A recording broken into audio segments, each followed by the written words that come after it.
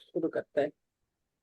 नमस्ते एवरीवन, मैं प्रोतिमा ओझा हूं और आप देख रहे हैं रिश्ता से रेवेन्यू पॉडकास्ट। इस पॉडकास्ट सीरीज में हम अपने कम्युनिटी के मेंबर से जान रहे हैं कि उन्होंने रिश्ता से रेवेन्यू बूट कैंप से क्या सीखा, क्या एक्शन लिया और उन्हें क्या रिजल्ट मिला। आज हमारे सामने है तुलसी जी, जो हमारे कम्युनिटी के अकाउंटेबिलिटी ग्रुप के सबसे एक्टिव मेंबर में से एक है। तुलसी जी, आपका बहुत बहुत स्वागत है आज के पॉडकास्ट में। थैंक यू प्रतिमा जी।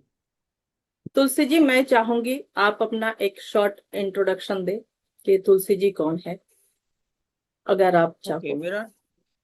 मेरा नाम दंदवानी तुलसी है। मैं जूनागढ़ गुजरात से हूँ और 2017 से इस सिक्योरिटी और प्रॉस्पेरिटी मतलब इंश्योरेंस और इन्वेस्टमेंट के प्रोफेशन में हूँ। और मेरे इस प्रोफेशन में होने का रीज़न ये है कि मैंने बहुत से लोगों को लाइफ में अच्छे समय में और खराब समय में पैसों के लिए स्ट्रगल करते हुए पाया है और देखा है। तो मेरा मेन रीज़न ये है कि मैं इस प्रोफेशन में हूँ कि लोगों को एजुकेट किया जा सके, एम्पावर किया जा सके, उनको उनके फाइनेंशियल सिक्योरिटी के लिए और प्रोस्पेरिटी के लिए। बहुत अच्छा तुलसी जी, थैंक यू आपके इंट्रोडक्शन के लिए। चलिए, मैं एक दो क्वेश्चन करूंगी, उसके जरिए हम जानेंगे कि रिश्ता से रेवेन्यू जो बूट कैंप था वो क्या है, कैसा है, आप लोगों को क्या रिजल्ट मिला। तो मेरा पहला क्वेश्चन जो है तुलसी जी, वो है एक लाइन में बताए रिश्ता से रेवेन्यू सुनते ही आपके माइंड में पहला थॉट क्या आया था। देखो, ये लाइफ में कभी ऐसा फ्रेश सुना नहीं था, रिश्ता से रेवेन्यू। तो सुनते ही वो मतलब माइंड में नहीं जाता है, सीधा हार्ट में बैठ जाता है। तो मेरा पहला रिएक्शन रही था कि रिश्ता से रेवेन्यू वो हार्ट में बैठ गया, तो मतलब ये किस तरह से जुड़ा होगा, वो देखने की क्यूरियोसिटी बढ़ जाती है क्योंकि वो सीधा हार्ट को टच करता है। जी तुलसी जी, बहुत अच्छा। आपने अपना जो एक्सपीरियंस, आपने जो फील किया वो शेयर करा, थैंक यू। एंड सेकंड है मेरा, बूट कैंप ज्वाइन करने का आप आपके में रीजन क्या था। बूट कैंप ज्वाइन करने बस का आपका मेन रीजन क्या था। बस पहला तो यही था कि रिश्ता से रेवेन्यू एक्चुअली है क्या, और ऐसा उसमें क्या 7 दिन में सिखाया जाएगा जो ऑलरेडी हम लाइफ में मिस कर रहे हैं। और एक ये भी क्यूरियोसिटी थी कि रिश्ते से रेवेन्यू कैसे बेटर होती है, तो हमारी लाइफ में ऐसी कौन सी चीजें हैं जो हम नहीं कर कर रहे, और उसके कारण भी रेवेन्यू हमको हमारे पास नहीं आ रहा है। तो वो क्यूरियोसिटी थी, वो सीखने की इच्छा थी। जी थैंक यू तुलसी जी। मेरा भी जो रिश्ता से रेवेन्यू मैंने ये कोर्स बनाया है, मेरा भी सेम ही इंटेंशन था कि लोगों को ये बता सकूं कि अगर हम सेल्स में है तो वो सेल हम कैसे कर सकते हैं। खाली सेल करना ही हमारा मोटिव, हमारा इंटेंशन नहीं होना चाहिए। रिलेशनशिप बिल्ड करेंगे तो ही हम बेटर सेल कर पाएंगे और हमारा जो सर्व होगा, मतलब जो हमारे क्लाइंट है उनको हम बेटर सर्व कर पाएंगे उनके हिसाब से। चलिए, 7 दिन में सबसे पावरफुल लर्निंग कौन सी थी।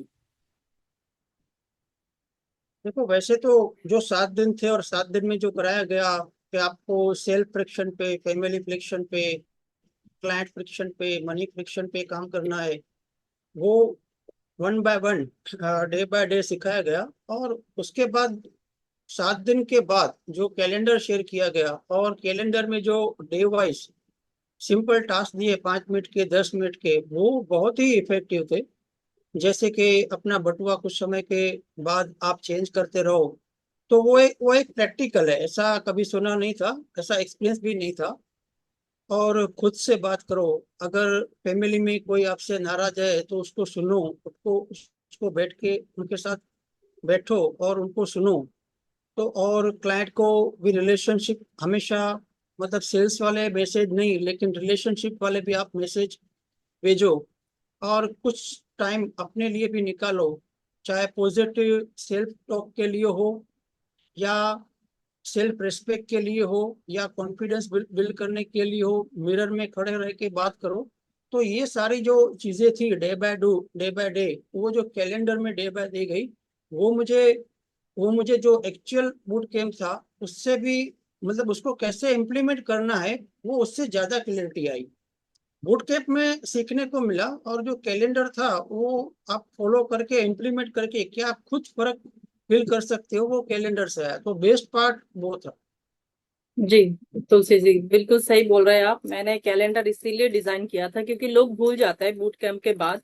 तो वो कैलेंडर ही एक ऐसा है जो हमें मतलब याद दिला सकता है कि हमने क्या सीखा और वो डे वाइज हम कैसे अप्लाई कर सकते हैं। एंड नेक्स्ट मेरा, आपने सबसे पहला एक्शन लिया, वो कौन सा एक्शन था?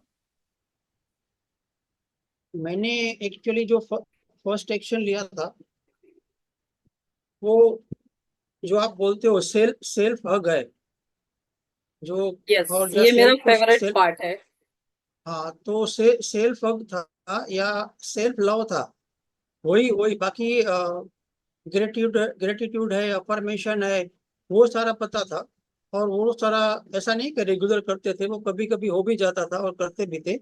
लेकिन सेल्फ लव और सेल्फ हग और खुद के लिए टाइम निकालना और खुद को समझना, ताकि हम जितने अंदर से काम होंगे, कॉन्फिडेंस होंगे, वैसी हमारी पर्सनालिटी बाहर जाएगी और दूसरे लोगों को वैसे ही वाइब्स आएंगे। तो सेल्फ हग वाला पार्ट और वो बटवा बटवा चेंज करने वाला पार्ट, वो मैंने सबसे पहले पहले किए थे। थैंक यू तुलसी जी, आप अपने जो एक्शन लिया वो हमारे साथ शेयर किए।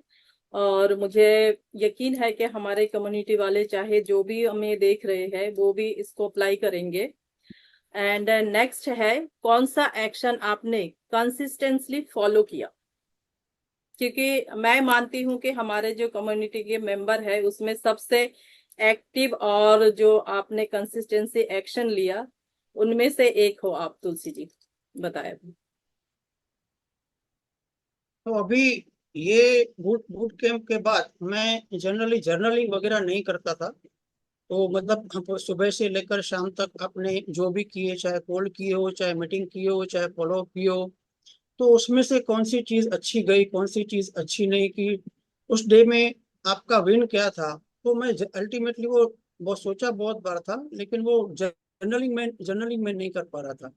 और दूसरा, ग्रेटिट्यूड और अफर्मेशन था, वो रेगुलर नहीं था। तो सुबह के पार्ट में देखे जाओ तो ग्रेटिट्यूड अफर्मेशन था, वो रेगुलेटिव किया। और शाम के पार्ट में देखो तो जर्नलिंग किया।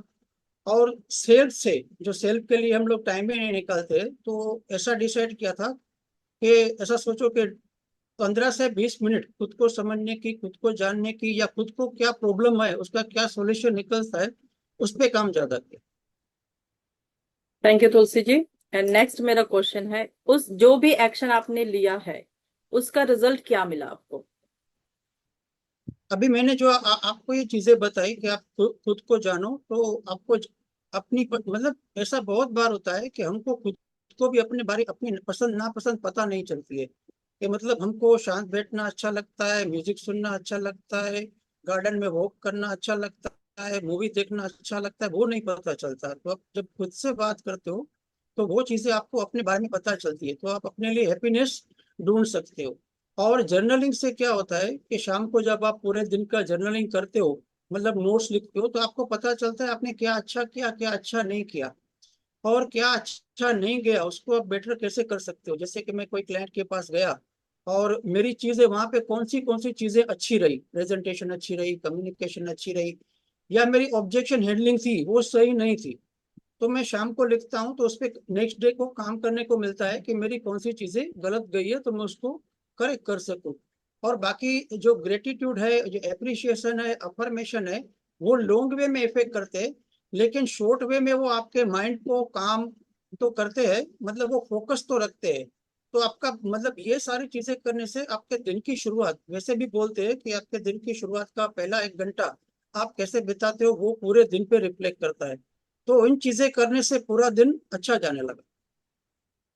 जी थैंक यू। जो मैं अपने सेल्फ लव वाले पार्ट में जो सिखाई थी, जिस दिन हमने सेल्फ लव पे काम किया था उस दिन मैं बोली थी कि हमसे ही जुड़े होते हैं सारे रिलेशन। अगर हम खुद से जुड़े नहीं होंगे तो हम अदर्स किसी के साथ भी जुड़ नहीं पाएंगे। तो मैंने विवेकानंद का स्वामी विवेकानंद जी का एक लाइन भी बोला था कि दिन में अगर आप एक बार खुद से नहीं मिलते हैं तो आप दुनिया में आए हुए एक बेहतरीन इंसान से मिलना भूल रहे हो। तो ये मेरा फेवरेट लाइन है, क्योंकि मैं भी खुद को बहुत टाइम देती हूँ और खुद के साथ समय बिताती हूँ और अपनी कंपनी को भी मैं इंजॉय करती हूँ। चलिए आगे बढ़ते हैं। अगर मैं आपको कहूं कि एक लाइन में अगर आपको रिश्ता से रेवेन्यू को डिस्क्राइब करना है तो आप कैसे करोगे? देखो, रिश्ते तो बेहतर होते हैं, लेकिन ये बूट कैंप के बाद ये कंफर्म भी हो गया कि आप रिश्ते से अपनी इनकम भी बढ़ा सकते हो। तो जैसा नाम है रिश्ता से रेवेन्यू, तो ये रियली में अगर जो कैलेंडर में चीजें दी गई है और उसको 30 दिन तक भी हम कंटिन्यू करते हैं, तो हमको चाहे बहुत बड़े चेंज नहीं, लेकिन छोटे छोटे चेंज आपको दिखने लगते हैं। मतलब आपके पर्सनल ग्रोथ से लेकर आपका प्रोफेशनल ग्रोथ, वो रिश्तों से ही जुड़ा हुआ है। अगर उसको आप करेंगे तो आपके रेवेन्यूज बढ़ सकते हैं। जी तुलसी जी, बिल्कुल सही बोले हो। ये पॉइंट बहुत लोगों के माइंड में क्लिक करेगा, क्योंकि वो कैलेंडर जो भी अगर उस पे एक्शन नहीं लिए होंगे तो मुझे लगता है आपका ये आंसर सुन के वो जरूर लेंगे। एंड नेक्स्ट है, अगर मैं कहूं एक्शन वर्सेस नॉलेज, तो आप क्या कहेंगे? एक्शन। एक्शन वर्सेस नॉलेज का। मैं पसंद करूंगा एक्शन को, क्योंकि नॉलेज तो हमको बहुत जगह से मिलती है। और अगर उसका हम 1% भी इम्प्लीमेंट नहीं करते हैं, वो तो नॉलेज बन के ही रह जाती है। लेकिन अगर हमको नॉलेज बहुत कम मिलती है, और 1% ही नॉलेज मिलती है, और हम 1% एक्शन भी ले लेते हैं, मतलब हमारी उतनी प्रोग्रेस तो हुई। सिर्फ नॉलेज लेने से हमारी प्रोग्रेस नहीं होती, लेकिन एक्शन लेने से ही हमारी प्रोग्रेस होती है। तो action is better than knowledge for progress, वो प्रोग्रेस के लिए। लेकिन नॉलेज लेने के बाद अगर हम एक्शन नहीं लेते तो उसका कोई मतलब ही नहीं। जी तुलसी जी, आप सही बोले हैं। क्योंकि अगर हम सिर्फ नॉलेज ही लेंगे, एक्शन नहीं लेंगे, तो हमारा रिजल्ट कभी नहीं आएगा। अब मैं आपसे आगे पूछती हूँ, जो लोग अभी भी सिर्फ सोच रहे हैं और एक्शन नहीं ले रहे हैं, उनके लिए आपका मैसेज क्या रहेगा? मतलब मैं सिर्फ स्पोर्ट्स की बात नहीं करूंगा, जनरल इन लाइफ की बात करूंगा। आप कहीं जी। पे भी जाते हो, कुछ भी लेते हो, कोई भी नॉलेज लेते हो, और अगर आप उस पे एक्शन नहीं लेते हो, तो आप अपने खुद से पूछो कि आपने वो नॉलेज क्यों लिया था, और आप वो नॉलेज आपके काम का है। नहीं है तो डेफिनेटली आप छोड़ सकते हो। और अगर वो आपके काम का है, आपके प्रोफेशनल पर्सनल ग्रोथ चाहे किसी के, तो आप एक्शन क्यों नहीं ले रहे, उसका क्या रीजन है? और इस तरह से आप कब तक एक ट्रेडमिल पे, जो लोग दौड़ते हैं ट्रेडमिल पे दौड़ते रहोगे और कहीं पे डेस्टिनी पे आप पहुंचोगे नहीं। तो नॉलेज लेते रहना मतलब आप ट्रेडमिल पे दौड़ रहे हो, बस कहीं पे पहुंच नहीं रहे हो। तो अल्टीमेटली आपको लाइफ में जो बनना है, जैसा बनना है, उसके लिए आप कहीं से नॉलेज ले रहे हो और उसको एक्शन में कन्वर्ट नहीं कर रहे हो, तो वहां तक आप कभी नहीं पहुंचो। तो आप अपने आप खुद से पूछो कि आपका रीजन क्या है एक्शन नहीं लेने का, या आपका एक्सक्यूज क्या है रीजन नहीं लेने का। और ये एक्शन नहीं लेना और एक्सक्यूज देना आपको क्या लाइफ में सक्सेस करेगा? अब उसका आंसर है नहीं। तो आप लाइफ में क्या करना चाहते हो? जी तुलसी जी, आप बिल्कुल सही बोले हो। क्योंकि अगर हमें हमारे डेस्टिनेशन में पहुंचना है तो हमें एक्शन लेना जरूरी है। बिना एक्शन के हम कभी भी अपनी डेस्टिनेशन पे नहीं पहुंच सकते।